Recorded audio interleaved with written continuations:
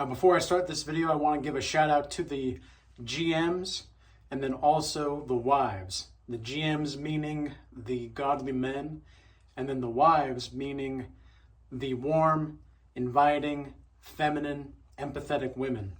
So in this video today, I want to talk about how to become a successful high value man.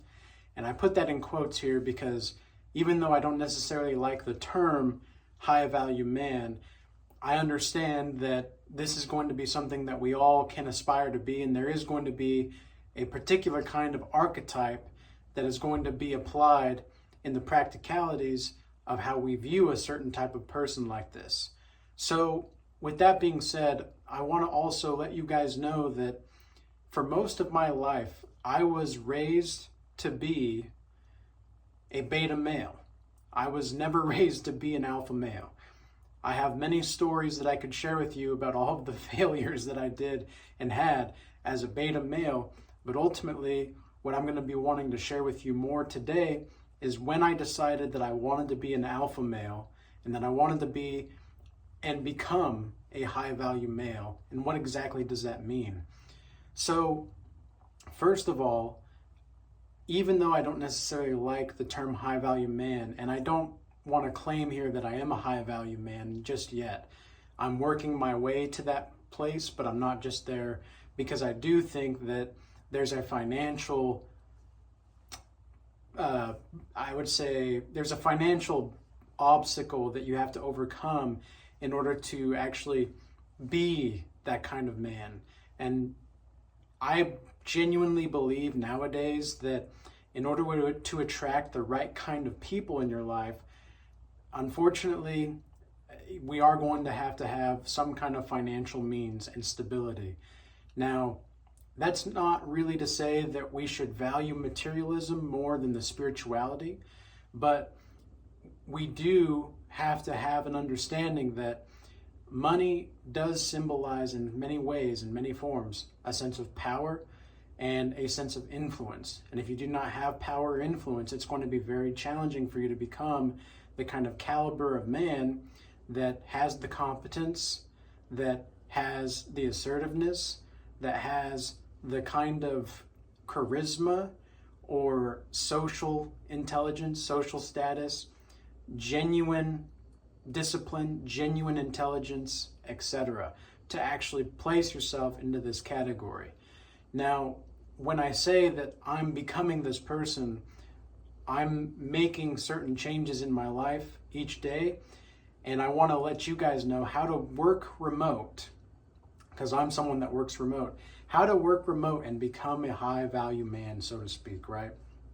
What exactly does that look like? Because you need a network. This is something that I didn't really think was too important up until about the last year or so. I didn't necessarily understand the value of having a network, and I didn't understand the value of being able to be in a community in which you can actually grow and you can actually move and build with people. And you want to place yourself around certain kinds of people like that want to do those things. Well, how do you do that? Well, I'll tell you this. So I started going to work remote in 2019, September of 2019. This was before COVID. And at the time, I was thrilled because I considered myself an introvert. And I didn't like talking to people. It's not necessarily that I didn't like talking to people, because I have great social skills. I'm a very people-oriented person. However, I didn't really like to communicate with people because I saw the emptiness that so many people had. And even the people that I met that were quote unquote like well off, it seemed like they were still having these kinds of struggles to actually build connection, build relationships outside of financial gains. And so what I'm trying to do now that I have this knowledge and understanding and wisdom is to create a holistic perspective of everything going on so that we can all succeed in our own way and how we deem to be valuable. So I did start working remote in September of 2019, right? And it was kind of convenient at the time when, at least so I thought, it was convenient in the sense that oh, well, now I can just work at home and I can just stay at home. I can do what I can do and then just chill. Like, I don't have to commute. Because commuting can be a very big time sink in whatever you're doing. And believe me when I say to you that time is everybody's most important value. Time is the most valuable thing that anybody can have and possess, because we all have a limited amount of breaths on this planet, and that's why your time. What makes me more upset than anything else is people wasting my time. If I can work with you and we can just progress, it can look like this, it can look like that. But if I have to put way more time in to get these kinds of results where we're constantly just going down, it's like, I don't want to waste my time. And I think this is how everybody ought to live their lives. If people are just wasting your time, no matter if it's friends, no matter if it's family, no matter who it is, your relationship, significant other, whoever it is, if this person is wasting your time, you need to cut it out. We've got bigger fish to fry. We've got bigger things to worry about. We need bigger problems to have, especially as men that are trying to become high value. A lot of the times, the biggest problems that people have is deciding where to go to eat or something, or what to have for dinner tonight. That's not a big problem, okay? You need bigger problems. You need a bigger understanding of what's going on in the world and how to solve problems, especially as a man. The whole essence of being a man is about doing things. So back to when I was starting to just go to remote work. And I've been remote at my day job ever since. I tried to start a business about a year into my remote work. That failed.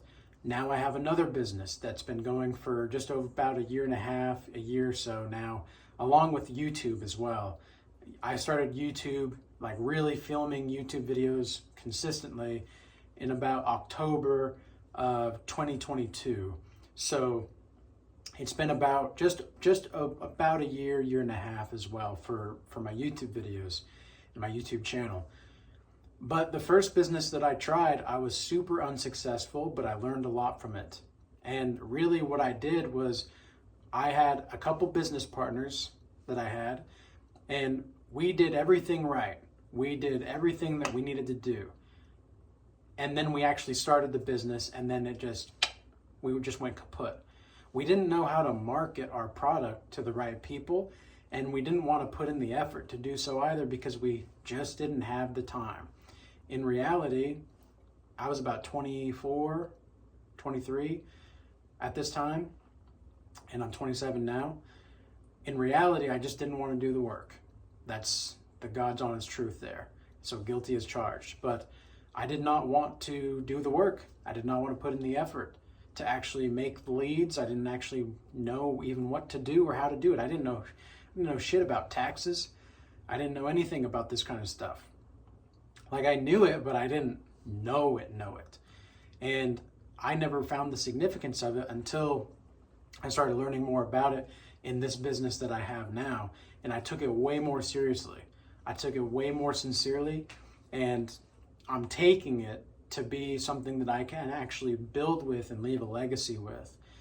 So what I did wrong when I first started going remote was I stayed home a lot. I didn't build a network.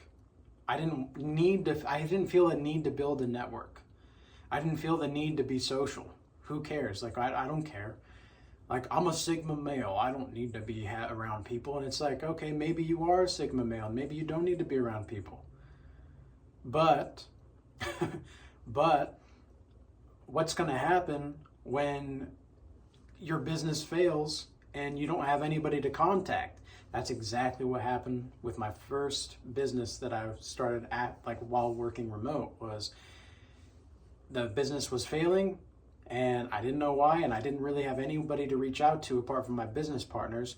And even my business partners at the time, they weren't really, like, they had other things going on in their lives too. So it was just like, we revved up the engine to start the race, and then we just didn't have a driver. That was pretty much what happened. So this time around with this business, I maintained my own. I didn't have a business partner, and I learned a lot about going into business partners with people. If you're going to go into business, you have to understand that success is not a convenience. If you want success, it's going to be something that has to be earned. If you want success, it's going to be something that is you're going to have to lose sleep a little bit. And it's not because you're stressed out or anything. I mean, although you could be stressed out, but it's because you have to have putting more time into places that actually are going to benefit you and that are actually going to benefit everything overall together, so that you can build a life that you actually want. So right now I'm getting about 7 hours of sleep a night, and I'm pretty much working 10 to 14 hours a day pretty consistently, except for like Saturdays or Sundays. Sometimes I only work about 4 to 8 hours that day. And even when I'm working, like I'm building things, I'm doing things apart from what I'm actually just doing at my day job. Because and that rounds up to about 70 plus hours a week worth of work. And to be honest with you guys, I still don't think that I'm putting in enough effort. Now, I'm not saying that you can't put time in to talk to women or anything like that. That's fine. If you want to do that, that's fine. But this goes back to what I said at the beginning of the video. I was raised to be a beta male. I was raised to be a simp. I was raised to be the nice guy. I was raised to put women first and to have women be my source of happiness. That's the biggest bunch of ludicrous ever you're going to have to receive as advice. And guess who I got that from? I got that from my mother. Nothing against my mom or my dad, but my dad didn't really say anything much about it. And my mom, she just wanted me to be this person. She basically tried to raise me to be her second husband. In retrospect, that's exactly what it was. And I always strived for perfection, and it was never really enough. It was never enough. And it was because I was always trying to please other people. I wasn't trying to actually put myself at my mental focal point of origin to operate in. So I was operating in a way that completely degraded my whole nervous system. I was basically trained to attack my own nervous system. And let me tell you, that's not going to be a fun thing for you. And this kind of trauma through time, it's going to set you back. And the only way to move forward, if you're being set back, if you're behind, you've got to start doing stuff, man. And especially, that's just what manhood really is, right? It's the properties of being and doing. The properties of being and doing are what manhood is all about. And I wish I learned this in my I wish I learned this when I was like 10, but especially in my early 20s. And I wish I also knew what exactly it means and why and where to find these people, right? Like, where do you find other high value people? Well, you find them, you're not going to find them at fast food restaurants, okay? Sometimes it's a greater indication on where to, like, sometimes the best increase of consciousness, let's say, is to know what not to do and where not to go. So you're not going to find these people at fast food restaurants. You're not going to find these people that are just doing things just to do things, okay? Yeah, they're out and about. They're just hanging out with their friends. I'm not saying you can't have a social life, but if you're spending more than like 10% of your time out socializing, and it's just for your own social activity, look, dude, I don't think you're gonna make it as where you want to be. If you want to become a quote unquote high value man, you're not going to make that. Like, you're just not going to make it, because you're putting way too much time in spending time with other people and not building yourself and building with people. Now, it is important to understand that money making is a socializing event, right? Think about all the times that you had the most amount of money coming in. Likely, you were communicating with people. You were getting information from people, or you were giving and providing information. This is one thing that I've learned about YouTube is even though my videos are all free to watch, and I want to keep it that way, I don't ever plan to not have them be free. Of course, I've got things like consultations and such on the side, and I've got products on my website, but that's all secondary. My main focus is getting the message out, and I want to make sure I'm giving and giving and giving so that I can actually get the value out there and get the message out there, and just trust that God will bless me with the rest. Because what does the Bible say? It says, seek first the kingdom of God, and then everything else will be added unto you. This is exactly my mindset every single day. God is my main priority, always. But I also understand that there's nothing wrong with striving for excellence. There's nothing wrong with striving for something better. And it's okay to make certain sacrifices. Okay, so what did I do during these 5 years of remote work? Well, I lived in a studio apartment for 2 years. I saved up a lot of money and I paid off a lot of debt. But number one was I paid off my debt. All of my credit card debt that I had. I still have student loans, and that's the only debt that I have right now. But everything else is set off. Everything else is paid off. So what was I doing? I was saving money. I was sacrificing my livelihood, and I was sacrificing just the luxuriousness, but I always kept quality food. I always made sure that I had quality food, especially when I started to work out more 3+ years ago. This was about a year into my remote work. And so now what am I doing? I wake up and I go to the gym at 5 a.m. every day, and that's pretty much a standard for me now. I never not do that. Sundays, the gym doesn't open until 10 for me, so I go at that time, and because I work remote, I can be flexible with my time, but I'm always going to the gym. I go to the gym every single day. That's just part of me making sure that I'm fortifying my mind. Okay, I'm eating the right things. I allow myself one cheat meal a week where I can go crazy, and that's Saturday nights. But other than that, I stick pretty clean, pretty healthy. And I try not to sway from that pretty much at all during the week. I'm also making sure that I'm meditating every day. I'm making sure that I have proper sleep, the sleep that I do get, even though it's only about 7 hours and I have to sacrifice that sleep, because usually 8 hours is my, okay, I'm rested, I'm ready to go. So I'm sacrificing a little bit of sleep, but I'm still getting quality sleep. I'm making sure that I have monthly goals, and then I have six-month goal, 12-month goal, or a year goal, a 5-year plan, and then a 10-year plan. And I update that every 6 months. I've been doing this for a year and a half now. And I always have monthly goals that I try to hit every single month. And it's important to understand from a spiritual standpoint that it's not necessarily about hitting the goals that's important. What's important is having a direction. Because my six month goal or my 5-year plan, from when I first started this a year and a half ago, it changed. It changed. And that's okay. But I have a direction, and I'm, quote unquote, as Jordan Peterson would say, I'm stumbling toward the light. Okay?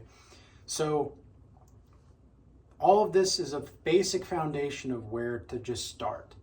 If you're not healthy physically, and if you're not healthy emotionally, and you're not healthy spiritually, it's going to be very difficult for you to become the kind of man that you're envisioning.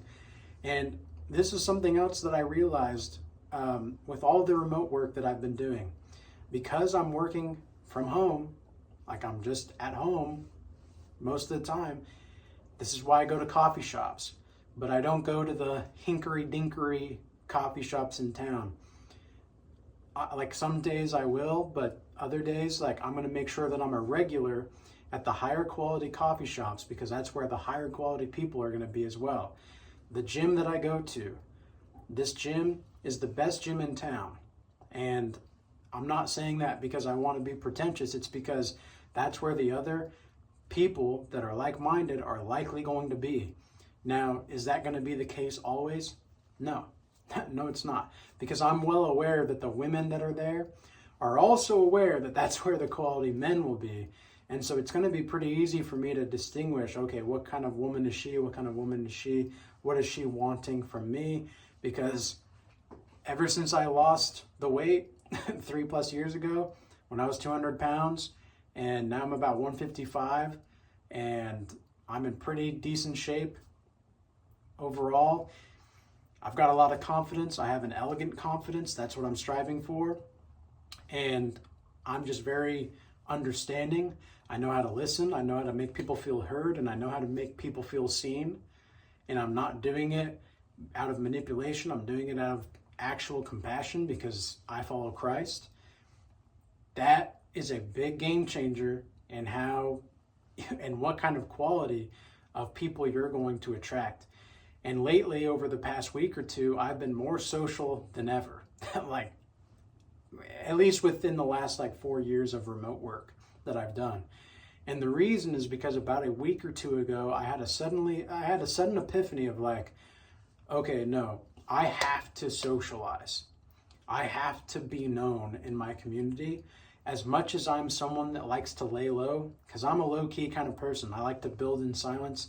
And in fact, I even advocate for that. If you're someone that is where you are, and you're on the up and ups, like you're still, you're at the basic foundation and you need to build in silence. That's fine. That's great, actually. Because the more people that you try to tell about what you're going to do, it's in my experience, people that do that think that they've already achieved it in their mind, when in the reality sets in that they haven't. Then they go back to their old patterns and their old ways. So you have to change everything about yourself. You have to change everything about who you are to some degree to actually recreate the algorithms of thought in your brain. Okay? So now I'm understanding okay, if I'm a regular here at the quality places, I'm going to likely attract and be a vibrational match for people that are like-minded in a sense like that. So those are just a few ways that you can start to surround yourself with more quality people, and you'll start to build a more deeper connection with people. And again, because this is in some sense a spiritual channel, this is not a religious channel, you do want to be careful of the energy vampires, because sometimes people will see your light and they're going to try to distinguish it, or they're going to try to take it from you. And I've had beautiful women that have tried to initiate stuff with me, but I saw through that. I saw through what they were doing. I saw through what was going on. And as attractive as these women are, and as attractive as she still is, I understand that her soul is filthy. Her soul is filthy, and you can always see it in the eyes, right? You can always see it in the eyes. So just be careful of that. Men out there, be mindful. Learn how to vet women, making sure that if she's following God first, that's a priority, especially for people that are watching this kind of content. She's not going to take you for granted. She's not going to get in the way of your money. And she's going to make sure that she does everything that she can to make herself be the kind of person that you would want. Because ultimately, you as a man have to customize. This sounds kind of weird, but we have to customize women, right? What happened to Adam and Eve? Adam wasn't leading Eve properly, so Eve took the apple. And in a sense, you could symbolize the apple to be Adam's life in some way as well. Eve took a bite out of the life of Adam, and then they were cursed. They were cursed by God after they tried to hide. So this is something that we have to pay attention to. This is something that we have to understand. And I hope this information in this video was valuable to you, and there was some utility and insightfulness to it as well. And peace be with you. Till next time.